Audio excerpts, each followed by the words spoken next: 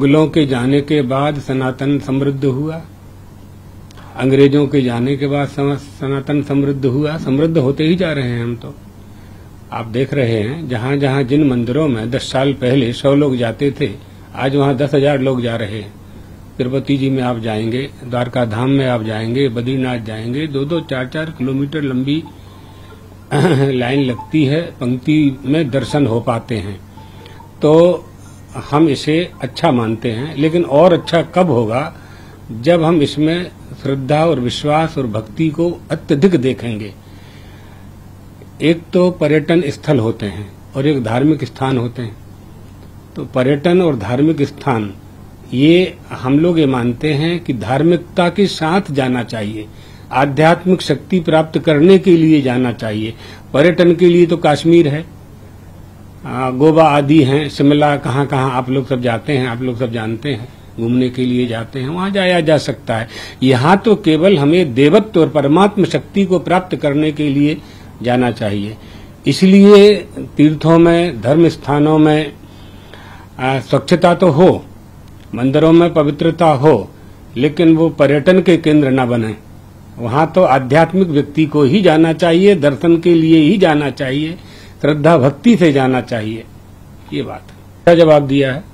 इसी के योग्य पाकिस्तान है, ऐसा ही उसको उत्तर देना चाहिए। आप देखिए, वहां जो लोग गए हुए थे उनको नहीं मारा गया है। यही बात समझ में नहीं आती है लोगों को। वहां हिंदुओं को उद्देश्य करके मारा गया है। भ्रमण करने के लिए विदेशों के लोग भी गए थे, दूसरे धर्मावलंबी भी थे, लेकिन पूछ पूछ करके कि तुम हिंदू हो, तुम हिंदू हो, तुम हिंदू हो, उनको मारा। तो ये तो बहुत अद्भुत आक्रमण किया है उन्होंने। ये आतंकवादियों की घटना पहली है ऐसा तो नहीं है। देश में पहले भी आतंकवादियों की बहुत घटनाएं हुई हैं हमारे देश में। 20 साल 25 साल पहले भी हुई हैं, बम्बई में भी हुई है, पुलवामा में भी हुई है, लोकसभा पर हमला हुआ है, पीएम हाउस में हमारी प्रधानमंत्री इंदिरा जी की हत्या कर दी गई थी, राजीव गांधी जी की हत्या कर दी गई। तो ये हमले तो होते रहे, लेकिन इसमें ये एक बहुत गलत संदेश दिया है कि तुम हिंदू हो इसलिए तुम मौत के घाट उतारे जाओगे। तो ये बात समझनी है हमें कि हम क्या चाहते हैं, अर्थात आतंकवादी क्या चाहते हैं, पाकिस्तान क्या चाहता है। तुमने पाकिस्तान हमसे ले लिया, भारत ही है ना वो तो।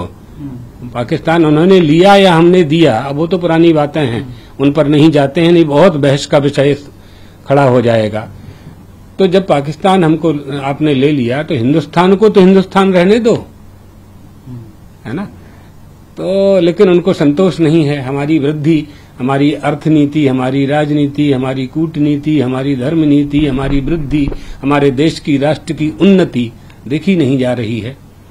तो भारत को, हिंदुस्तान को कैसे कमजोर किया जा सकता है, कैसे निर्बल किया जा सकता है, कैसे दुर्बल किया जा सकता है, ये प्रयास हमेशा आतंकवादी करते रहते हैं।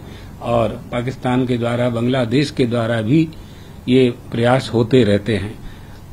देशवासियों को, शासन को और भारतीय प्रजा को सावधान रहने की आवश्यकता है और एकता की आवश्यकता है। दलगत राजनीति से ऊपर उठ करके हमें सबको एक होना चाहिए, राष्ट्र के हित में और धर्म के हित में।